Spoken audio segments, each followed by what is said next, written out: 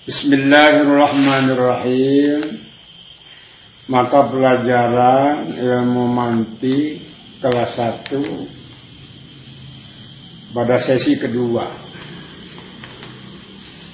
Kalau yang telah lalu kita membahas tentang definisi atau takrif dari ilmu mantik. Maka pada saat ini kita lanjutkan tentang faidah atau kegunaan dari ilmu mantik. Di dalam teksnya kita baca faidah ilmu mantik. Yang pertama adalah tarbiyatul quwal aqliyati wa tanmiyatuha bitamarruni wa muzawalatul bahsi fi turuqit tafkiri. Artinya tarbiyah mendidik, al-quwa kekuatan, al-aqliyah yang bersifat akal, wa tanmiyatuha dan menumbuh kembangkan akal itu bitamarruni melalui latihan-latihan, wa muzawalatul bahsi dan mendapatkan hasil pembahasan fi turuqit tafkir di dalam metode berpikir.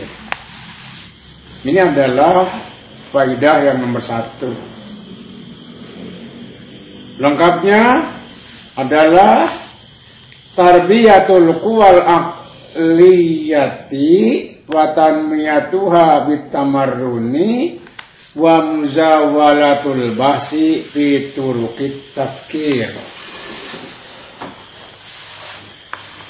Kita bisa memahami dari nomor 1 ini bahwa ilmu mantik itu tidak hanya sekedar menghafal kaidah, tetapi dengan latihan-latihan.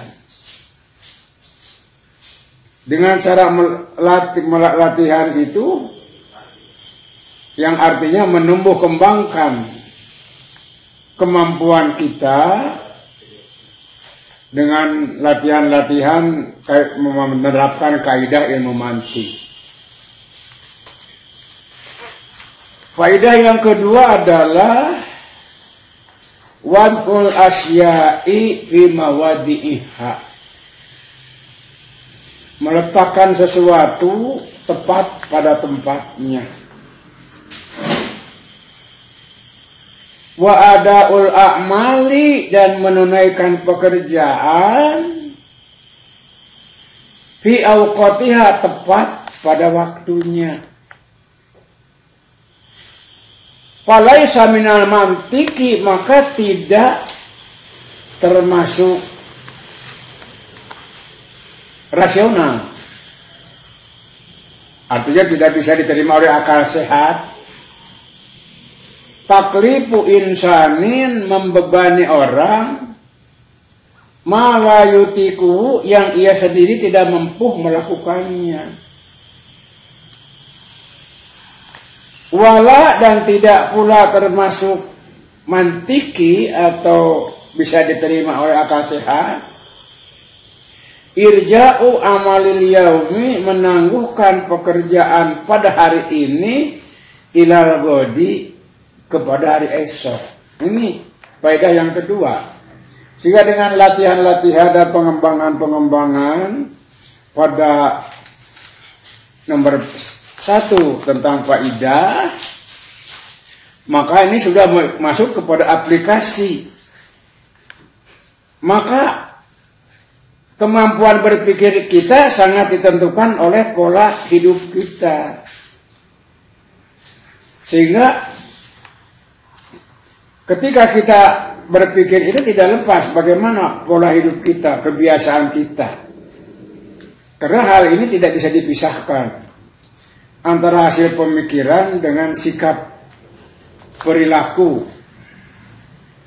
Nah, karena itu di dalam faedah yang kedua ini menggambarkan sedini mungkin kita membiasakan diri, terutama di dalam teksnya itu adalah terbiasa meletakkan sesuatu tepat pada tempatnya.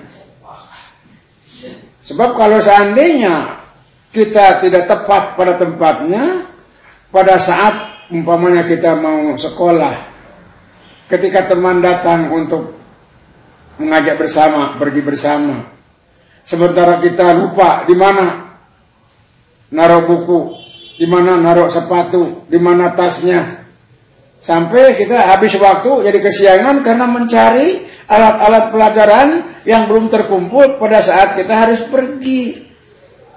Maka perbuatan ini tidak mantiki, artinya tidak sesuai dengan ilmu mantik, yang artinya kita ini diajar untuk berpikir praktis. Sehingga berpikir praktis, maka situasinya juga menjadi praktis, pelaksanaan juga menjadi praktis. Yang pertama, dibiasakan meletakkan sesuatu tepat pada tempatnya. Yang kedua adalah faedah ilmu mantik itu agar kita bisa membiasakan diri adaul a'mal fi awqatiha, melakukan suatu perbuatan tepat pada waktu. Kalau sering menangguh-nangguhkan, maka ini adalah satu penyakit. Karena itu kita mengenal dalam pelajaran yang lainnya bahwa al-kasalu daun, malas itu adalah penyakit. Karena biasa menunda pekerjaan yang seharusnya dilakukan pada saat itu, ditangguhkan pada waktu yang lain. Sedangkan waktu yang lain itu mungkin akan memberi tugas untuk dilaksanakan, sehingga kita akan pekerjaan menumpuk. Maka perbuatan seperti itu adalah tidak mantiki, tidak dibenarkan oleh akal sehat. Seperti dalam contoh selanjutnya, balaysa minal mantiki taklifu insanin malayutikuhu. Tidak termasuk rasional bila kita menyuruh seseorang yang dia sendiri tidak mampu melakukannya. Dengan bahasa orang, the right man, tidak the right man on the right place, gitu. Kemudian yang nomor 2 alas faidah ilmu mantik adalah wala irja'u amalil yaumi ilal ghadi, dan tidak pula termasuk rasional bila menangguhkan pekerjaan yang sebenarnya bisa dilakukan pada hari itu, kemudian ia tangguhkan ke hari esok. Karena itu orang barat mengatakan, don't put it tomorrow, what you can do today. Ini sebenarnya kata ini diambil daripada istilah-istilah yang ada dalam Islam. La ta'jal amalil yaumi ilal ghadi. Karena itu Islam mengajarkan berpikir praktis. Ini adalah faedah nomor 2. Artinya berkaitan dengan bagaimana setelah kita melatih berpikir praktis, maka ditunjang dengan perilaku juga yang praktis. Kemudian yang ketiga daripada faedah ilmu mantik itu adalah tamyizul afkari shaibah anil khati'ah. Jadi memisahkan pikiran-pikiran yang benar anil khati'ah dari pikiran yang salah. Sering kita melanggar sesuatu yang menurut pikiran kita itu tidak tepat, tidak mesti dilakukan, tapi dilakukan. Kebiasaan ini akan menutup kemungkinan untuk kita bisa sukses, karena kita selalu memelihara perbuatan yang tidak praktis. Karena itu buang sifat-sifat yang tidak menunjang perkembangan, buanglah sifat-sifat yang buruk, diganti dengan sifat-sifat yang positif. Fahadhihi, dan yang nomor 3 inilah ia adalah al-faidatul asasiyah, faidah yang sangat mendasar, yang fundamental, minhu, dari ilmu mantik. Karena itu di kita, sekolah kita ini diajarkan ilmu mantik ini karena sangat sesuai dengan anjuran-anjuran bagaimana seorang muslim itu harus melakukan sesuatu. Seperti dalam satu hadis, seorang muslim tidak boleh terjerumus pada lubang yang sama. Ini adalah sesuatu pikiran-pikiran yang sangat bermanfaat. Kalau memang kita tidak membiasakan diri, kita selalu terjerumus pada lubang yang sama. Diulang, faedah ilmu mantik yang pertama, tarbiyatul quwal aqliyati wa tanmiyatuha bitamarruni wa muzawalatul bahthi fi turuqit tafkir. Yang kedua, wad'ul asya'i fi mawadi'iha wa adaul a'mali fi awqatiha, falaysa binal mantiki taklifu insanin ma la yutiquhu wala irja'u amalil yaumi ilal ghadi.